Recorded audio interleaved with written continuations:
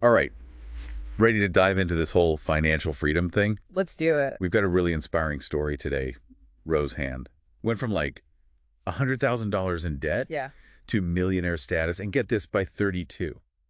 Incredible, right? Yeah. Total financial glow up. Yeah, it's incredible. And, what's so powerful about her advice is she didn't come from money. Like, she had to figure this out, kind of claw her way out of debt and build that wealth. Right. So it makes it super relevant to, like, everyone listening, and no matter where you are in your own journey. Totally. Totally.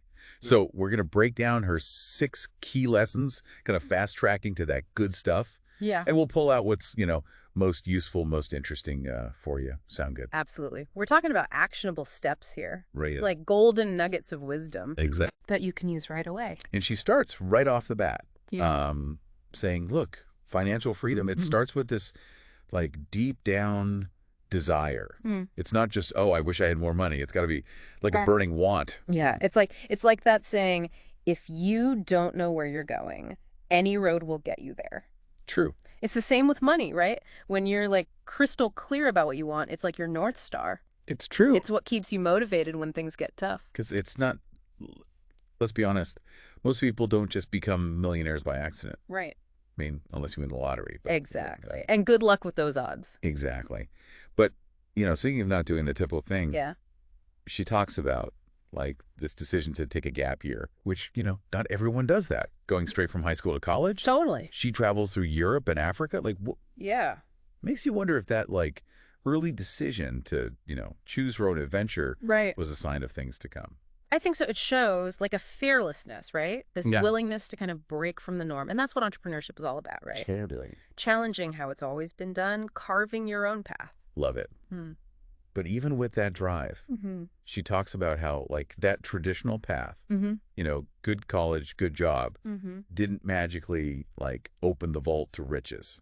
Right. And this is where understanding the different types of income is so, so important. Okay, yeah. So she breaks it down into 3 buckets: earned income, business income, and investment income. And I think the thing is, most traditional education, it focuses on just one of those, that earned income. So you're trained to like climb that corporate ladder, but not necessarily like actually build wealth beyond just a paycheck. Right.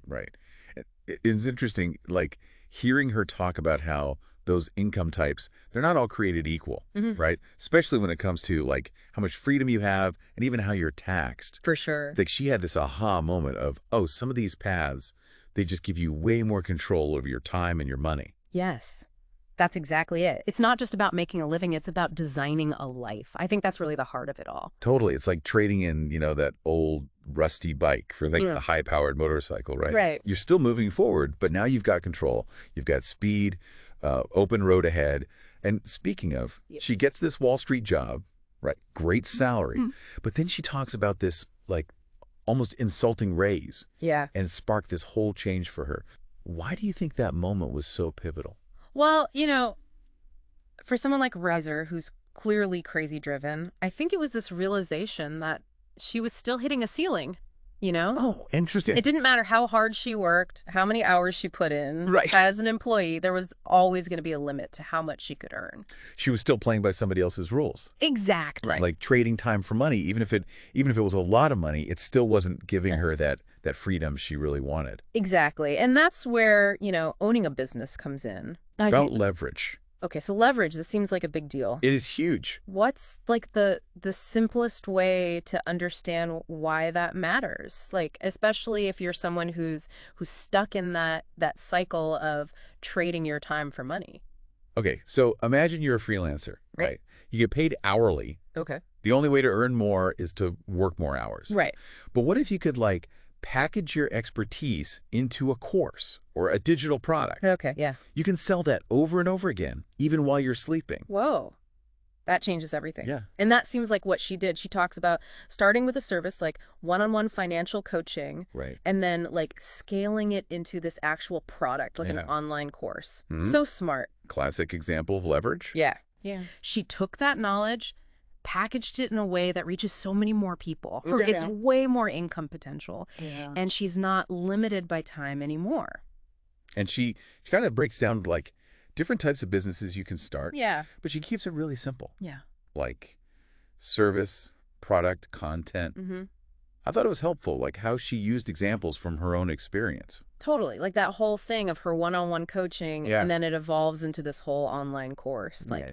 it's a great illustration of how, like, one business model can kind of lead to another as you're growing and figuring things out. It's true. It's true. Now, I know, like, just from talking to people, choosing that right business idea can feel Yeah. so overwhelming. Totally. But I love that she uses that, like, Venn diagram. It's like Yeah. passions, Passion, skill, skills, and what was the last one? market demand. Yes. Market demand. Like, Is there actually someone out there who will pay for this? exactly. Exactly. Find that sweet spot where they all overlap. You're onto something, right? 100%, yeah. Because it's not enough to just be, like, passionate about it. You got to be good at it. Right. And people actually have to want it. Exactly. But even with, like, the best idea in the world, we both know success isn't, like, guaranteed. Oh, no. And she gets real about that, like the behind the scenes of entrepreneurship, Yeah. the grind, the self-doubt that could like totally creep in, Oh, for sure. even when you're doing like all the right things. It's so real. And I think that's why what she says about developing that mental muscle, that ability to handle uncertainty, that's huge. right. Whether you're building a business or investing, it's a totally different game than, that steady paycheck. Yeah, because you have that predictable income, Yeah. that like comfort of knowing what to expect each month. Totally. But she's saying that can almost be like a roadblock It can. to building that real lasting wealth, right? Totally. It's like that whole thing. Are you going to eat the marshmallow now? Or are you going to wait for like the 2 marshmallows later? Yeah, I've heard that one. That delayed gratification, learning to be comfortable with risk, with uncertainty, that's like essential for any entrepreneur. Yeah, that long game mindset. Exactly. And she talks about like spending a whole year building your business before she saw any like real results. Yeah.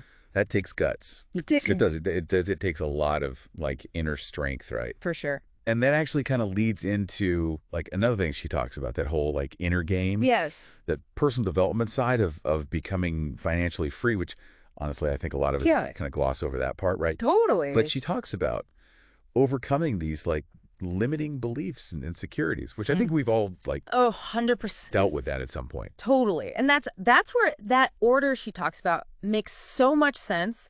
The be, do, have. Yeah. It's not like do the things to get the thing. It's like Right. you got to become the kind of person who can handle it, right? The wins, the setbacks, like that's all part of You it. got to build that like belief in yourself. Yes. So I'm like actually curious for anyone listening, what's one limiting belief that might be like holding you back right now? Yeah, that's a good one.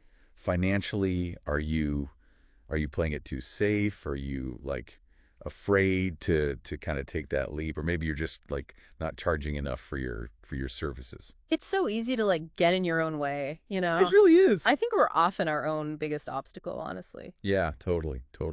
And speaking of getting out of your own way, she talks about the power of delegation, which I will say, Oh, yeah. this is something like I am constantly working on. Yeah. Letting go of that, like, I got to do it all mentality. Oh, it's so tempting, right? It is, especially when you're used to like getting things done a certain way. Totally. But it's like you can't do it all. And she doesn't just mean like in business. Right. She's talking about hiring help for things like housekeeping, pet care, like what? Yeah. It's a good reminder that delegation, it's not just for CEOs. It's for anyone who wants to be more intentional with their time and energy, Yes.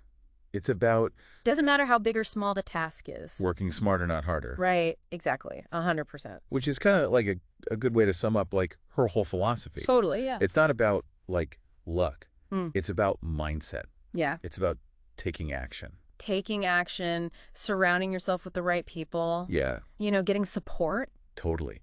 Her story's like proof that you can design a life that you love financially and personally. It's so true. And I love that she ends by saying like, you are so capable. Yeah. Because like, you really are. You are. And it starts with believing that it's possible and then like taking those steps to make it happen. 100%. So as you kind of move forward on your own journey, here's a final like thought-provoking question just to kind of marinate on. Okay. If you could delegate just one thing in your life right now, like today, to free up more time, more energy for your goals, what would it be? Oh, And what could you accomplish with that like newfound freedom? it's a good question. It is a good question, something to think about. All right, until next time, keep learning, keep growing, and keep diving deep into the things that light you up, because Yeah. you've got this.